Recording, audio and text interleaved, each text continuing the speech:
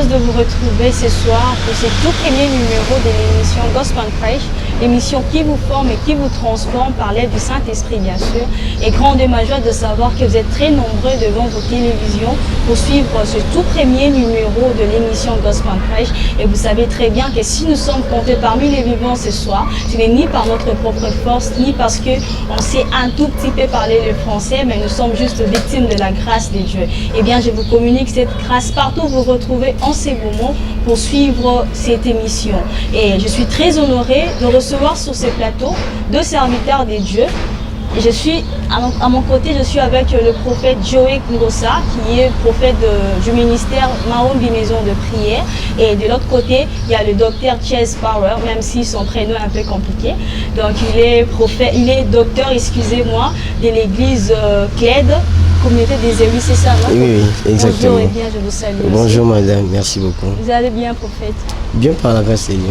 C'est la première fois de vous recevoir, mais ce n'est pas la dernière fois de ce soir. En tout cas, je l'espère trop bien. Merci beaucoup.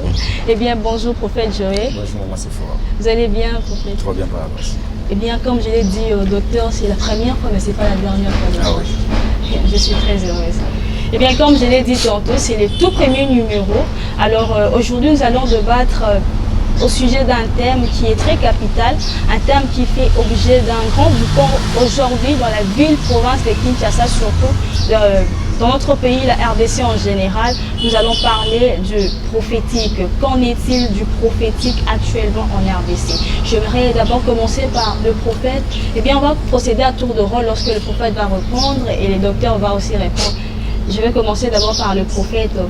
Est-ce qu'il peut nous dire comment avez-vous reçu la volonté de Dieu? Comment avez-vous compris la volonté de Dieu? Est-ce que c'était par le canal de notre serviteur, ou soit vous avez eu un rêve, ou bien vous avez senti une conviction? Comment ça s'est passé? Merci beaucoup et je vous salue tous dans le nom précédent du Seigneur Jésus-Christ. Alors, comment je sais que j'ai l'appel de Dieu et comment je pourrais répondre à cette question? D'abord, j'étais en retraite, j'étais frère à l'église, je n'étais pas prophète. J'étais frère, j'étais protocole à l'église, j'étais modérateur à l'église, je servais Dieu comme tout le monde. Alors il y a eu un moment où j'étais en retraite avec les enfants que j'encadrais. Et dans cette retraite-là, c'était en 2009. On a fini la retraite, je retournais à la maison avec les enfants qui m'accompagnaient. Et sur les champs, j'écoutais une voix qui me parlait, Joe, j'ai besoin de toi. Mais je n'écoutais pas la voix de mon père biologique, j'écoutais la voix d'un ami à moi. Et je me suis arrêté. J'ai essayé en fait de voir qui m'appelle, mais je ne voyais personne.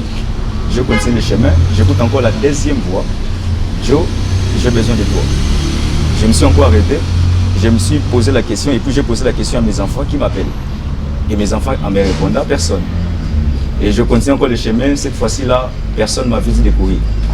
J'écoute la troisième voix qui me dit, Joe, j'ai besoin de toi. Je suis allé trop vite dans ma chambre, à la maison, je me suis dit, je dois encore chercher Dieu, mais je venais de retraite. Je me suis dit, je dois encore chercher Dieu cette fois-ci. Et quand je suis allé chercher Dieu dans cette retraite, moi, personne ne m'a dit que je suis serviteur, non. Je vis Dieu. Quand j'entends les gens disent que je vois Dieu, c'est réel. Moi, je vis Dieu, me dit comme ça, tu es mon serviteur, il faut abandonner tout ce que tu as. Eh bien, je pense que c'est la même chose avec le docteur Chase. Bon, pas vraiment en tout cas. Moi, je suis de ceux-là que Dieu a eu à coincer pour les amener dans son service. Comment ça? En tout cas, j'étais dans beaucoup de choses, presque dans ce que je fais aujourd'hui. Donc, déjà, dès les bas âges, j'avais pour passion de parler en public. Mais j'avais déjà commencé une petite carrière de conférencier, mais j'abordais plusieurs sujets qui ne cadraient pas avec la Bible. En tout cas, j'aspirais à ça et j'excellais aussi dans ce que je faisais. Mais jusqu'à un moment donné, l'œuvre de Dieu commençait à venir en moi comme, je peux dire, une révolution. On était à l'église, mon père spirituel avait connu une maladie, l'AVC. Et bien toute la génération qui travaillait avec lui était déjà partie. Il n'y avait personne en tout cas pour assumer les choses. Alors mais moi je me suis dit je ne peux pas continuer à voir les choses comme ça et j'ai assumé. Ben là je ne les faisais pas parce que j'avais les fardeaux de l'appel et tout, mais je les faisais parce que j'avais horreur du vide. Alors comme moi je sais parler, je peux quand même lire 2-3 versets Je sors d'une famille témoin de Jéhovah, je connaissais pas mal de versets et j'essayais d'intervenir comme ça. Au bout de quelques temps, le travail a produit au-delà de mes attentes. Alors mon père spirituel reconnaissant voulait prier pour moi devant toute l'église et voulait me remercier. À 3 reprises, il s'est tenu devant la chaire pour appeler mon nom, il n'arrivait pas à prononcer mon nom.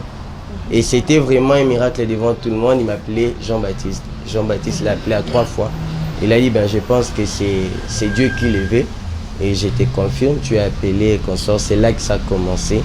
Et puis, qu'est-ce qui vous a rendu sûr de votre appel?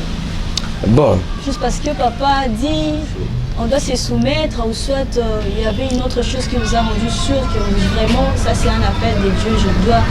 Ce qui m'a rendu sûr, c'est que le jour où j'ai accepté cette réalité selon laquelle j'étais appelé, j'ai compris maintenant ce qui était comme des équations avant.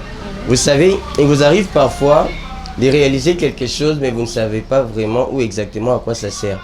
Pourquoi vous pouvez faire X ou Y chose, pourquoi ça ne vous arrive qu'à vous, telle ou telle autre réalité, voilà. Dans tout ce que je faisais, rien ne marchait.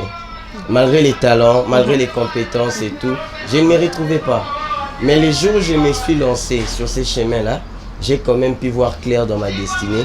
Et c'est là que j'avais compris que je viens maintenant d'emprunter le chemin qui m'a été prédestiné.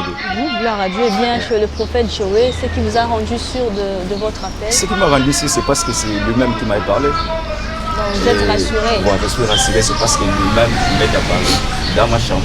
Et il m'a parlé. Gloire à Dieu.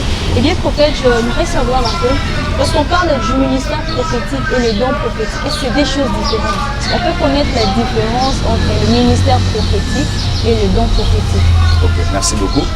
Oui, il y a une différence entre les ministères prophétiques et les dons prophétiques. Les dons, c'est quelque chose c'est la chose que Dieu place dans la vie d'une personne. Les dons, on les cherche. Mais le ministère, c'est pour toute ta vie. Dieu t'a placé, comme il a dit à Jérémie, avant que tu sois formé dans les seins de ta mère, je te connaissais.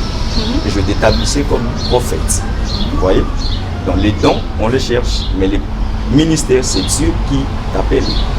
Eh bien, la prophétie en soi, la prophétie, déjà, si vous écrivez prophétie, il y a une prophétie, ça commence par pro. Les pro veut dire avant.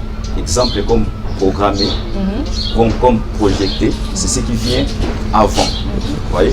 Donc la prophétie, c'est pour prédire les choses à venir. Vous voyez? Donc la prophétie touche les choses à venir. C'est loin de la parole de connaissance.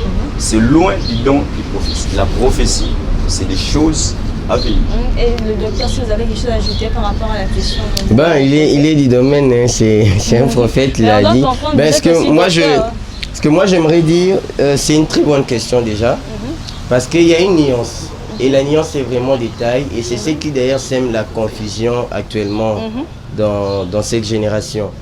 J'aimerais d'abord parler du ministère prophétique. Il y a une particularité avec tous les ministères. Vous verrez ce que la Bible dit dans Éphésiens 4 et 11, qu'il a donné aux uns comme apôtres, les autres comme prophètes, les autres comme évangélistes, pasteurs et docteurs. 5 ministères. Il dit qu'il a fait cela pour le perfectionnement des saints. D'abord, les ministères a pour soubassement la parole. Les ministères de la parole exercés au sein de l'Église avec comme objectif le perfectionnement des saints. Voyez un peu. Donc, on n'est pas d'abord ministre, on n'a pas d'abord les ministères prophétiques parce qu'on a les dons, mais parce qu'on a un fardeau ou une mission particulière centrée sur l'Église. Et les dons, c'est autre chose. Les dons sont exercés pour combler un besoin. Vous voyez, on est là, Dieu peut vouloir passer par vous pour pouvoir parler de quelque chose maintenant là. Vous voyez un peu, parce que Dieu veut faire entendre sa voix. Là, c'est un don. Mais il y a l'Église de Dieu que Dieu veut conduire. Il y a des directives à donner. Il y a comment je peux dire, des réalités qu'il faut démontrer à l'Église, surtout par rapport à ces temps de la fin. Et Dieu donne un fardeau. C'est ça qu'on appelle les ministères. Donc les ministères prophétiques, n'a pas nécessairement un lien avec les dons prophétiques. Mais il exerce en fait ce que moi je peux dire comme l'éclairage par rapport à tous les ministères, par rapport à l'église. Je ne sais pas si vous pouvez me permettre d'aller un peu plus en détail. Bon, bref. En bref, lorsqu'on parle des ministères, théologiquement parlant, nous avons l'habitude de symboliser par le doigt d'une main. On a l'apôtre. L'apôtre qui a la capacité de palper, vous voyez, tous les doigts, ce que les autres ne peuvent pas faire. On a ici les prophètes. Je vous épargne de tous les restes. Les prophètes, on essaye de les symboliser par, comment je peux dire, l'index. Il y a même les verbes français indexés. Il faut aviser, il faut orienter, il faut, comment je peux dire, réprimander. C'est ça d'abord les rôles d'un prophète dans l'église. Il est là pour nous orienter. Écoutez, nous sommes au temps de la fin. L'église doit se réveiller. Écoutez, l'église marche maintenant de très mauvaise manière. Il est temps que l'église puisse se recadrer. C'est un peu ça. Merci beaucoup, prophète, docteur. Donc j'ai du mal à dire prophète, docteur, je ne peux pas comprendre.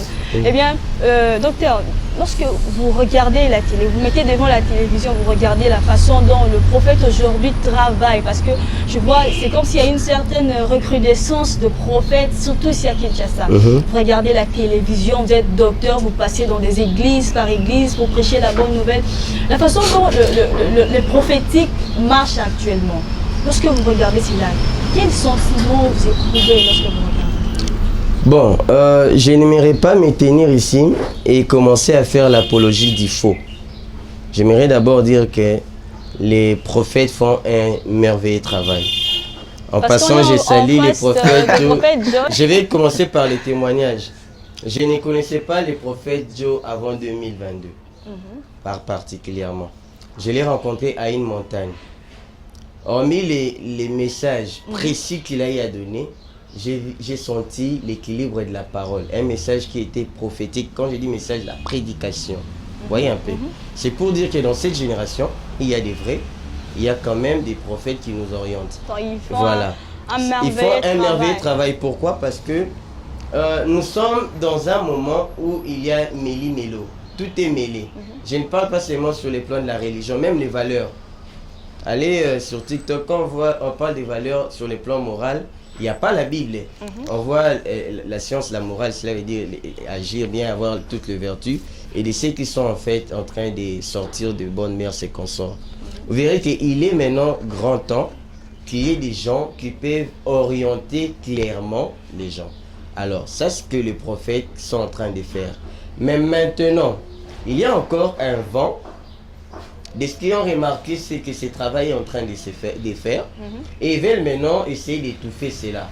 Moi, je dis, quand Jésus-Christ a annoncé dans sa parole que les faux devaient venir, je ne pense pas qu'il a vraiment parlé des faux apôtres. Vous pensez qu'il a parlé des prophètes? Si, il a dit, il y aura des faux. Ouais. Les faux prophètes ont été annoncés. D'ailleurs, dans la théologie, c'est comme tout un cours où on parle des fausses prophéties, des faux prophètes. Vous verrez qu'on parle des faux prophètes et des faux docteurs. Parce qu'on est dans un temps où la révélation sera nécessaire, d'où la nécessité de l'étouffer. Parce que quand il dit dans les derniers jours, je répandrai de mon esprit, il dit vos fils et vos filles prophétiseront. Il ne parle pas du ministère, mais il parle d'un esprit, l'esprit prophétique qui doit agir au temps de la fin. Et comprenez que puisque c'est l'arme que le Seigneur a choisi pour le temps de la fin, donc il y aura des gens qui viendront. Et moi, quand je vois ces gens-là à la télé, je suis content, je dis, mais donc on est en train de faire le travail, ils cherchent à étouffer notre travail. Ok, merci beaucoup. Je pense que le prophète sera dans un angle positif parce qu'il est prophète. Ah oui. Non, même pas. En fait, quand je regarde la télé, comme la question que vous avez posée au docteur, et j'aimerais aller aussi dans cet angle-là, comme le docteur a répondu, que les prophètes font excellent travail. Parce que vous êtes prophète. Non, non. Pourquoi je dis ça? Parce que vous savez, quand Dieu annonce la venue d'un prophète dans une nation, c'est pour que cette nation soit libérée, soit délivrée. Exemple, Dieu a choisi Samson pour qu'il puisse délivrer les enfants d'Israël. Quand Dieu annonce la venue d'un prophète, c'est pour une mission. Vous voyez? C'est pour une mission. Maintenant, ce que nous ne connaissons pas, ce n'est pas tout le monde qui prophétise, qui est prophète. Exactement. Vous voyez? C'est comme le docteur a dit, l'esprit prophétique. Quand Dieu dit dans Joël 2, 28, je répandrai mon esprit sur toute chair, la volonté de Dieu n'est pas que tout le monde devienne prophète. Mais la volonté de Dieu est que tout le monde soit un peuple prophétique. Oui. Dieu peut te faire grâce d'écouter un homme. Dieu peut te faire grâce de voir. Dieu peut te faire grâce et prophétiser, de dire les choses et réaliser. Mais cela ne te fait pas devenir prophète. Vous voyez? Donc à Kinshasa, oui, il y a des prophètes authentiques. Et moi, je connais. Moi, je étudiais à l'IPEN. Je finis à l'IPEN en 2015. Je vis, pour ne pas citer les noms, un père de notre pays, un prophète répondu de notre pays, qui a eu à me dire des choses que je suis en train de voir aujourd'hui. Et jusqu'aujourd'hui, il est en vie. Dans notre pays, il y a des prophètes, mais de l'autre côté aussi, comme le docteur venait de dire, il y a un vent, surtout dans cette génération. Et quand on cite un nom, on cite un numéro de téléphone, on sait déjà professeur. On sait déjà prophète Go. Alors il y a... on touchera ces points. Voilà. Donc, mais bref, il y a des beaux prophètes dans notre pays. Eh bien, prophète, merci beaucoup. Il y a de vrais prophètes, il y a aussi de faux, comme le docteur l'a dit et comme vous l'avez très bien accentué. Cette question était juste une question introductive pour ouvrir notre champ. Voilà. J'aimerais que vous puissiez nous répondre, vous êtes prophète aujourd'hui. Je suis sûre qu'il y a pendant beaucoup d'années. Prophète, lorsque vous mettez aussi, même vous voyez vos amis prophètes, vos collègues de prophètes, la façon dont ils travaillent aujourd'hui, j'ai eu à voir moi-même de mes propres yeux une affiche circulée sur WhatsApp, sur le Facebook, un prophète organisé, tout un séminaire, tout un enseignement sur comment prophétiser comme un pro. Dites-nous un peu, lorsque vous nous donnez ce genre de choses-là, comment prophétiser comme un pro, comment arriver à stabiliser sa prophétie. Où est la place du Saint-Esprit? Le Saint-Esprit qui donne le don, le Saint-Esprit qui a la capacité de nous enseigner toutes choses. Mais aujourd'hui, un homme s'élève pour nous dire que non, venez, je vais vous apprendre comment prophétiser comme un pro. Dites-moi un peu, quel est votre point de vue par rapport à ça et puis où est la place du Saint-Esprit dans tout ça? Wow. Comment prophétiser comme un pro? Comme un professionnel. Donc, c'est qu'il y a une deuxième question par rapport à ça, si vous pouvez directement répondre. Donc, il y a certaines personnes qui prophétisent comme des professionnels et il y a aussi des amateurs dans ça. Mais aussi avoir la différence entre un professionnel dans la prophétie et un amateur. Ok, l'apôtre Paul dit dans le livre de 1 Corinthiens, 13 ou 14, quelque chose comme ça. En ce qui concerne les prophéties viennent d'abord édifier, exhorter et consoler. Ouais. Je suis un prophète du ministère, oui, mais si je t'annonce les choses qui doivent advenir, si cela ne t'apporte pas l'édification, si cela ne t'apporte pas la consolation, les trois choses que l'apôtre Paul dit, il faut examiner ces prophéties. Vous voyez? Et moi, j'aime dire aux gens, même pour connaître les vrais et les faux, c'est par rapport d'abord à la vie qu'il a, lui, les prophètes, et par rapport à l'enseignement qu'il annonce à l'église aussi. Troisièmement, par rapport aux pratiques qu'il vous dit de faire. Vous voyez, dans la Bible, il y a quelque part, Christ raconte un homme qui était malade. Un né d'aveugle. Il était avec cet homme. Alors Christ a fallu faire quelque chose pour guérir cet homme. Il prend les salives, il jette par terre, il prend le coup, il met la personne. Et la personne a commencé à voir. Il se passe encore une autre personne qui était aussi aveugle, mais cette fois-ci là, Christ n'avait pas jeté de salive. Christ a touché cette personne. C'est-à-dire, même maladie, mais deux manières différentes d'agir. Vous voyez? Et tous étaient aveugles, mais deux manières différentes d'agir. Et je ne suis pas ici pour condamner en fait les prophètes, pour dire, mais je me le dis aux enfants de Dieu, parce que je crois que nous serons suivis, il faut aussi aider l'Église. Ben oui, hein? Voilà, je me le dis aux enfants de Dieu, et c'est pas mal d'examiner un prophète. C'est pas mal d'examiner ce que les prophètes est en train de dire. C'est pas mal. C'est pas mal de regarder la vie que les prophètes mènent. C'est pas mal. C'est pas mal de regarder les pratiques que les prophètes disent. Aujourd'hui, on entend beaucoup parler que les prophètes disent aux femmes, je dois d'abord te laver, te connaître, tout ça. Ce sont les pratiques. Vous voyez? Donc c'est pas mal que nous puissions se connaître quelles sont les pratiques que l'homme de Dieu est en train de nous dire. Pour répondre à cette deuxième question, pour dire est-ce que c'est là prophétise bien, c'est pas une concurrence. Okay? lui il prophétise bien, moi je ne prophétise pas. Dans les prophéties, ce qui compte, ce n'est pas les messages. Dans les prophéties, ce qui compte, c'est les instructions données par Dieu. Dieu peut te dire, tu vas te marier l'année prochaine, mais quelles sont les instructions qui suivent? Dieu a dit à Manoach, tu auras l'enfant, mais cet enfant-là, c'est celui qui va délivrer Israël, mais pas, on ne doit pas le couper les cheveux. Ça, c'était les instructions données par Dieu. Vous voyez? Dans chaque message, il y a ce qu'on appelle aussi les instructions données par Dieu. Dieu te dit, tu auras une voiture, mais qu'est-ce que Dieu te dit de faire avant d'y avoir cette voiture?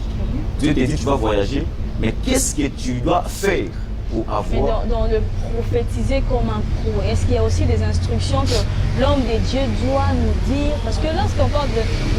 Je n'ai pas assisté dans cet enseignement-là, mais ça m'a un peu dérangé. Je suis journaliste, je dois le dire, ça m'a dérangé de voir une personne comme moi, un être humain comme moi, malgré tout, c'est un encadrant peut-être, mais apprendre aux gens comment prophétiser comme un pro. Donc, ils doivent aussi mettre des instructions. S'ils mettaient des instructions dans cet enseignement-là, c'est que c'est un bon enseignement ou quoi? Il y a des enseignements, comment écouter Dieu. Comment écouter Dieu. Moi, le Seigneur m'a parlé à plusieurs fois comment écouter Dieu. J'ai aussi suivi les enseignements des prophètes qui parlent de comment écouter Dieu. Bon, je ne vais pas parler de comment prophétiser comme un pro. Je ne sais pas si cet homme a écouté le Saint-Esprit, s'il a écouté le Saint-Esprit de radio, s'il n'a pas écouté le Saint-Esprit de radio. Mais il y a des enseignements comment écouter Dieu, comment développer même l'écoute de Dieu. Écoutez, la prière c'est un dialogue, comme on nous a toujours enseigné à l'école. C'est-à-dire Dieu parle et moi aussi je parle. D'accord? On est d'accord sur ces points-là. C'est-à-dire Dieu parle, moi aussi je parle. Mais pourquoi à chaque moment où moi je parle, Dieu écoute? Mais quand Dieu me parle, moi je ne me dis pas. C'est ça la maladie de l'Église. On prie beaucoup, mais on n'arrive pas à écouter Dieu. Vous voyez? Donc, le plus important, ce n'est pas les prier aussi. Le plus important, c'est de savoir comment tu peux écouter Dieu. Merci beaucoup, prophète. Si on peut prendre du côté du docteur, vous avez... Bon, excusez-moi. Vous en aurez toujours. Parce oui, que oui. docteur... Et je serai peut-être un peu trop radical. Pas aussi impoli, mais j'aimerais d'abord rejeter la faute au père. Voilà. Parce que la première fois dans la Bible où un homme a donné cet enseignement, c'était les sacrificateurs élus. Donc pour dire que le soubassement est biblique, on peut apprendre aux gens à écouter. Mais le vrai problème qui est même à la base de ce que nous vivons aujourd'hui, c'est les départs. Il fut un temps, vers 2010-2011, avec plusieurs mouvements prophétiques ici, on ramassait tout le monde comme ça. Il y a eu des retraites, des montagnes, où on va par exemple donner les clés pour prophétiser. Comme vous dites, prophétiser comme un pro, prêcher comme un pro. Ce n'est pas mal. Parce que dans la Bible, il y a eu des écoles des prophètes. Il y a même de ceux qu'on appelait les fils des prophètes. Vous voyez un peu. Donc ça existait. Mais prenons le cas d'Élie envers Samuel. Élie donnait cet enseignement à une personne qui habitait Silo et une personne dont l'appel a été reconnu depuis le sein de sa mère. Mais aujourd'hui, quand j'organise une école des prophètes, j'ouvre la porte à tout le monde, même celui qui chante dans son église, parce qu'il voit le prophète Joe en train de prophétiser, il dit je peux aspirer à ces choses. Et il assiste à cet enseignement-là. S'il est franc, après l'enseignement donne les techniques. Même quand nous prêchons, il y a la partie spirituelle et il y a la partie qu'il faut aussi travailler, technique de communication et consorts, ça entre en jeu. La partie technique, on peut apprendre, c'est pourquoi certains font la théologie. La théologie ne donne ni l'onction, ni les ministères, ni les dons. Vous voyez un peu. Maintenant, ceux qui vont dans ces écoles-là, moi je rejette la faute à ceux qui les reçoivent. Parce qu'en réalité, les gens ne sont pas appelés, mais moi je leur donne ce que j'appelle des clés. Vous voyez un peu.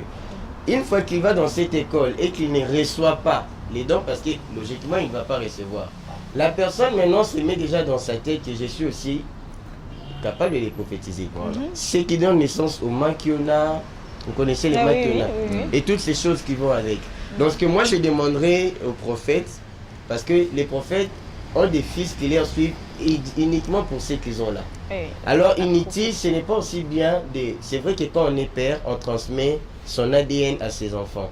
Mais il ne faut pas aussi mentir, permettez-moi les termes, que tous ces gens-là qui viennent sont obligés ou seront censés devenir comme vous. Ou ce n'est pas tout le monde qui assiste à l'école des prophètes qui devient prophète ou qui reçoit les dons de la prophétie. Vous voyez un peu. D'ailleurs, tout chrétien est capable d'écouter Dieu. Donc on peut former tout le monde à écouter Dieu. Mais seulement, ça ne donnera pas à tout le monde la précision que les prophètes utilisent pour donner un message. Voilà. Eh bien, docteur, il y a certains termes qu'on écoute deux fois chez les prophètes. Mon esprit est en train de naviguer. Lorsqu'un prophète veut prophétiser, comme le prophète Joe vient de le dire tantôt, can I prophesy? Je ne veux pas créer de polémiques par rapport à ça. Je ne veux pas créer de polémiques, mais au moins on attend certaines personnes de can I prophesy. C'est comme si vous demandez la permission au peuple de Dieu. Dieu vous dit de prophétiser, mais vous demandez la permission. Est-ce que je peux prophétiser? Si la personne dit non, qu'est-ce que vous allez faire? Et puis ma question n'est pas de qu'est-ce que vous allez faire, mais ma question est de savoir, c'est certains termes que nous écoutons de fois. Mon esprit est en train de naviguer. Lorsqu'on navigue, on prend le contrôle de son œuvre. Où est la place de Dieu qui contrôle tout ça? Et puis où est-ce que toutes ces choses-là tirent leurs origines? Est-ce que c'est dans la Bible ou soit c'est juste dans les écoles de prophètes ou quoi que ce soit? Maman Sephora, merci pour la question. Par la grâce de Dieu, il m'arrive chaque année de me donner le fardeau de lire la parole de Dieu en entièreté. Ce que j'ai compris avec la Bible, il n'y a rien de mauvais sous le soleil. Ce sont les intentions qui définissent les faits. Voyez un peu. Moi, je n'aimerais pas entrer dans ces détails-là. Dans la Bible, moi, j'ai connu un prophète qui a voulu être stimulé avant de parler. Il y a un autre qui a demandé à ce qu'on joue l'instrument. Il y a un autre qui a demandé une offrande ou à manger. Ce ne sont pas des choses que les prophètes les créent. Mais moi, je dirais l'intention définit. Mais dans les habitudes. Voilà, l'intention maintenant définit les faits. Ou quand on veut faire de l'habitude. Parce que les mêmes Élisée qui avaient demandé à ce qu'on joue la harpe pour qu'il prophétise, il ne l'a pas fait dans toutes les séquences. Il y a des fois, il a prophétisé sans même qu'on ait joué un instrument. Alors, les prophètes doivent faire s'il est réellement inspiré. Vous voyez un peu? Est-ce que son esprit ça devient comme des slogans, hein? Oui. Can I prophesy? Quand ça devient un slogan, c'est là où maintenant ça tue. Moi, je vais vous dire, ne prophétise pas, laissez. C'est là où ça tue. Ça devient quoi? C'est là où ça tue quand ça devient un slogan. En réalité, le prophète a ce qu'on appelle son esprit. La Bible dit dans les livres d'Apocalypse, lorsque Jean cherche à savoir l'authenticité de ce qu'on était en train de lui dire, l'ange dit à Jean, les dieux des esprits des prophètes, c'est lui qui a envoyé son ange pour t'annoncer toutes ces choses. Donc il sous-entend qu'un prophète est un réservoir. Et il puise, son réservoir là, c'est au niveau de son esprit. Et c'est là où Dieu vient déposer les informations. Et les prophètes maintenant voient en esprit. Donc son esprit est en train de naviguer. C'est pourquoi vous verrez que le même Jean dans l'Apocalypse dit, je m'ai retourné pour voir la voix qui me parlait. Or une voix est inerte. Vous voyez un peu. Donc quand il dit je vais voir la voix, ce qu'il ne voit pas avec les yeux, mais il voit en esprit. C'est pourquoi aussi Habakkuk dit j'étais là pour voir ce que le Seigneur me dira. Or en réalité, si le Seigneur parle avec sa bouche, Habakkuk doit entendre avec ses oreilles. Mais c'est parce que les prophétiques, c'est d'abord les domaines de l'esprit. Et au niveau de l'esprit, c'est l'imagerie en fait. Donc c'est au niveau de l'esprit, les prophètes naviguent en esprit. Mais ça ne doit pas être qu'un sujet d'orgueil. J'ai aussi moi rencontré un prophète qui dit que rien ne peut être obstacle, il voit tout. Cela veut dire tel que nous sommes là parce que les prophètes et prophètes, ils voient même l'intérieur, la couleur de ce que j'ai mis à l'intérieur. Ça c'est l'orgueil. Parce que les prophètes voient par les dieux des esprits, les dieux de son esprit. S'ils ne déposent pas les informations, ils ne voient pas. Bon, je ne sais pas si le prophète va me contredire. Le prophète, vous pouvez ajouter par rapport à ça? Non, je crois que les docteurs ont presque tout dit. C'est ça en fait. Naviguer en esprit, c'est quand les prophètes et Jean dit, je suis transporté en esprit. C'est quand ton esprit est en mouvement. Dieu ne dépose pas la chose dans le corps ou dans l'âme, non. Dieu dépose la chose dans l'esprit du prophète. Donc quand le prophète dit, je navigue en esprit, c'est pas mal. C'est pas mal. Prenez le contrôle sur vous-même. Non, pas par moi-même en fait.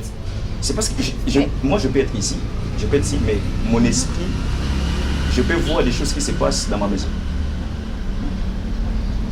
Et les termes que nous entendons de foi, can I prophesy, dis-moi, donc je voulais oublier.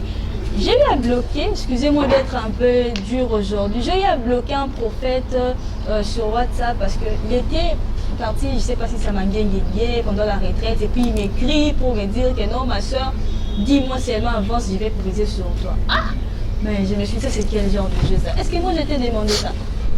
Dis-moi seulement, il ne faut pas être trop dur. J'ai dit, mais ça c'est... Dites-moi un peu par rapport à ça. lorsque vous demandez des fois la permission aux gens avant de prophétiser? Qu'est-ce qui vous anime en fait? Bon, je vais répondre comme ça, en disant ceci. Tout acte dans les prophéties, tout acte dans la présence de Dieu compte. Tout acte dans la présence de Dieu est prophétique aussi. Vous voyez? Tu peux provoquer un prophète pour qu'il puisse prophétiser. Il peut me provoquer que je ne voyais pas, mais il peut me provoquer que je puisse prophétiser pour lui. Je connais une sœur à laquelle je lui ai prié pour elle. Elle avait un problème de conception. On a prié, moi je n'étais pas au pays, j'étais quelque part. On a pris le temps de prier. Mais Dieu ne se manifestait pas. Le jour où la sœur a pris son offrande, mais je ne l'avais pas demandé, elle m'a envoyé son offrande. Après 3 jours, la sœur était possible. C'est-à-dire, elle a provoqué les dieux du prophète. Bien. Vous voyez? Voilà. Donc c'est possible que tu puisses provoquer les prophètes, les dieux du prophète. Bien, c'est possible que nous puissions provoquer les dieux du prophète. Pour ceux qui viennent de nous suivre ou de nous rejoindre maintenant, je suis à côté de moi, il y a le prophète John Gossa et le docteur Chess Power.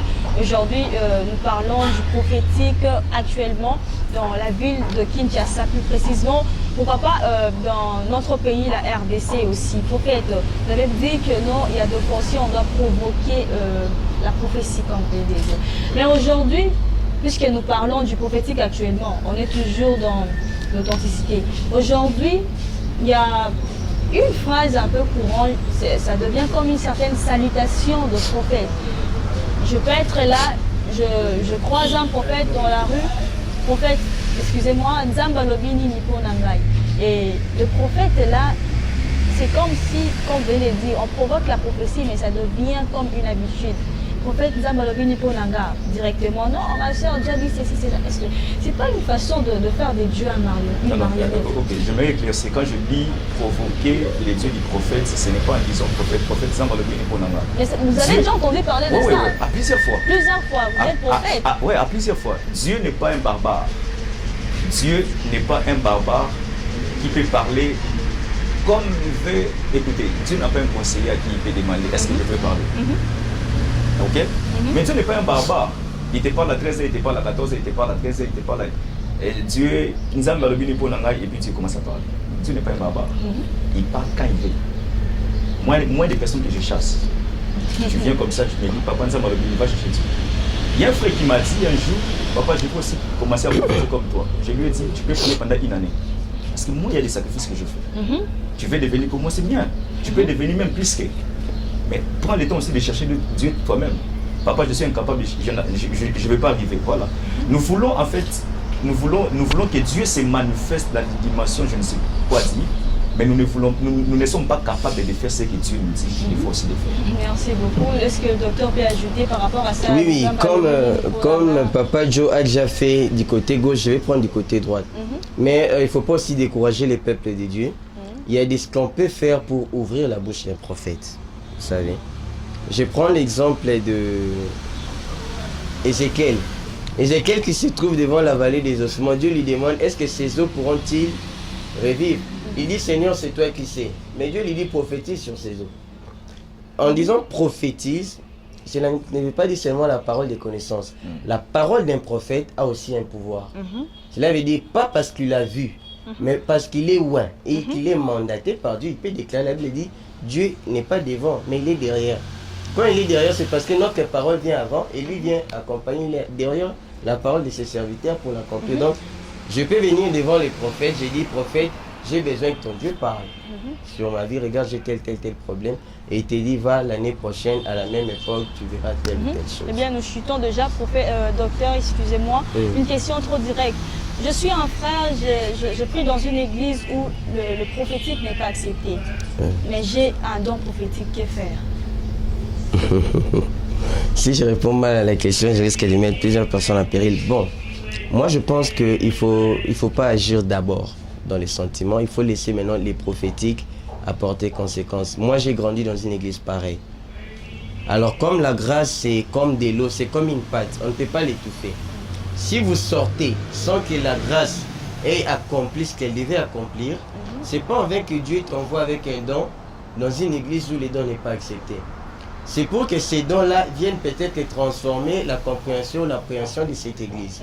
Mais si vous partez avant peut-être d'accomplir la mission de ces dons dans l'église, donc il y a Ésaïe qui a dit pour l'amour de la Samarie, je ne me tairai pas. Donc pour l'amour de cette église, vous n'allez pas vous taire. On n'entend pas les prophétiques, mais parler. Les jours où il arrivera une chose que vous aviez annoncée, qu'ils ont contesté, à fin de compte, ils vous diront que certainement, c'est arrivé même dans la Bible. Après un feu, on dit, c'est lorsque le feu est descendu sur l'autel qu'on dit, ah bon? Donc ce n'était pas Baal qui était Dieu dans la Samarie, mais c'était Yahweh. Donc les prophètes, ou bien celui qui est loin par ces dons, par cet esprit-là, doit continuer à parler, même s'il ne sera pas écouté, même s'il sera étouffé, même s'il sera fouetté qu'il parle, la grâce fera son travail. Eh bien, docteur, prophète... Oui, je crois que le docteur a bien répondu. Je vais dire aux frères de ne pas quitter l'église. Je vais dire aux frères de rester à l'église. Le Dieu qui t'a donné et ses dons de prophétie, il sait pourquoi il te l'a donné. Si c'est pour sauver l'église, si c'est pour délivrer l'église, mais si toi tu quittes, qui va délivrer? Donc je vais dire à ses frères de rester à l'église, sois patient, Dieu lui-même sait. Eh bien, prophète, aujourd'hui, on sent vraiment qu'il y a une certaine prolifération de ministères, surtout de ministères prophétiques. Je me rappelle nager à cheval entre être une patriote et aussi défenseur de l'évangile. Prophète, aujourd'hui, il y a des prophètes qui sortent aujourd'hui dans les églises, dans leurs églises locales pour faire d'autres ministères. Comme aujourd'hui, je ne cite pas le nom, il y a beaucoup de prophètes que vous connaissez aujourd'hui, ils ont des ministères à côté, mais ils ont aussi des églises locales. Pourquoi pas rester dans vos églises locales, œuvrer dans vos églises locales, mais partir encore, faire une autre chose. Et puis, tout cela, aujourd'hui, tout cela, comment je peux dire, ça crée un certain vent ici à Kinshasa, un vent, je peux dire, où les jeunes sont trop mouvementés par la prophétie. Et puis, ce qui m'étonne aussi par rapport à ce que j'ai suivi l'autre fois, la liste de 30 jeunes les plus influents à Kinshasa, aucun prophète. Mais aussi longtemps, vous êtes partout sur les réseaux sociaux, vous verrez les prophètes dans le coin des avenues, les ministères prophétiques. Pourquoi pas ne pas rester dans vos églises, mais aller faire... Parce que Dieu a dit que nous puissions faire de toutes les nations des disciples. Bon, je ne sais pas pourquoi aussi les gens quittent d'abord, je ne sais pas, peut-être qu'ils ont eu à écouter Dieu, je ne sais pas quoi, mais je vais répondre en disant ceci. Si tu marches sans la bénédiction d'un père, tu feras un scandale. Ça, on doit le retenir. Si on marche sans la bénédiction d'un père, on peut faire des scandales sur le chemin. Vous voyez? Alors, ce qui cause, en fait, c'est tout ce que vous venez d'énumérer, moi je dirais, ce sont des... Comment je pourrais dire? Ce sont en fait des manques des enseignements aussi à l'église, ou bien la précipitation, surtout dans cette génération. Je vais devenir comme docteur, mais je ne vais pas faire des choses que le docteur est en train de me dire. Je vais arriver comme mon père, mais je ne vais pas faire les sacrifices que mon père a fait. Il y a beaucoup de pères aujourd'hui qui disent à leurs enfants, attendez d'abord. Mais l'enfant qui refuse, il veut toujours sortir dehors pour aller manger dehors. Enfant produit. Vous voyez? Donc, c'est comme on dit, les enfants rebelles. On ne veut pas manger à la maison, mais on veut aller manger ailleurs. C'est ce qui cause en fait. Merci beaucoup. Et puis le docteur, vous avez... En tout cas, il a tout dit et vous aviez même complété l'enfant prodigue. Le vrai problème, ce n'était pas qu'il n'était pas digne héritier. Il était digne héritier, mais seulement ce n'était pas les temps où il devait hériter en fait, ce qui lui revenait des droits. Donc, il faut agir dans les temps. Je ne dis pas que tous ceux qui sont partis sont dans les faux. Certains, comme le prophète a dit, ont écouté Dieu, c'est bon. Et certains aussi doivent revenir parce que ce n'était pas les moments. Eh bien, merci beaucoup. Nous sommes arrivés vraiment à la fin de cette émission. Docteur, un mot de la fin et puis vos impressions pour l'émission. Si vous aussi, vu que vous êtes docteur, je vous donne même la chance de dédicacer même deux serviteurs de Dieu. Mais le prophète va dédicacer deux prophètes. Vous êtes docteur, vous pouvez toucher dans d'autres. Bon, dédicacer, je ne sais pas trop. J'aimerais dédicacer l'église du Congo. 30 secondes. Je dis merci à ceux qui vont nous suivre et merci à vous pour l'opportunité que vous nous avez accordée de parler de la part de l'Éternel. En tout cas, j'ai été émerveillé par le travail qui est en train de s'accomplir ici. Merci beaucoup. Et le prophète, Joël. Merci beaucoup pour l'invitation. Merci pour l'émission. Que Dieu bénisse tout le monde. Et que Dieu bénisse le prophète Ben Bassoussi, que Dieu bénisse le prophète Kevin Pala. Merci beaucoup. Et bien que Dieu vous bénisse aussi d'avoir répondu à notre invitation. Merci Beaucoup. Eh bien, très chers téléspectateurs de la chaîne Télé Plus, nous sommes arrivés à la fin de cette émission. Grande était ma joie d'être sur ces plateaux avec le docteur Chase Power. Quand même son prénom est un peu difficile là, mais on s'adapte quand même. Et le prophète Joringo Sadou, nous avons parlé du ministère du prophétique actuellement dans notre pays, la RDC. Alors je ne saurais passer sous silence à remercier l'équipe technique de la chaîne Télé Plus, une équipe tellement équipée. Bien sûr, c'est une équipe, mais elle est aussi équipée, une équipe tellement intelligente qui m'accompagne jusque-là. Je ne saurais aussi passer sous silence à donner un programme. Le Glisse Centre de foi qui est dirigé par le révérend pasteur Faustin Ikaka organise des moments d'enseignement sur la foi, école de foi, chaque vendredi à partir de 17h30. L'église se situe sur l'avenue Équateur numéro 14 dans la commune de Limité 13e rue. Eh bien, aussi le garage Logisticiel sans frontières vous donne la possibilité pour l'équipement de vos véhicules, de toutes sortes de vos véhicules, passer au garage, excusez-moi, au garage Logisticiel sans frontières. Quant à moi, je vous retrouve prochainement à la même heure. Bye bye.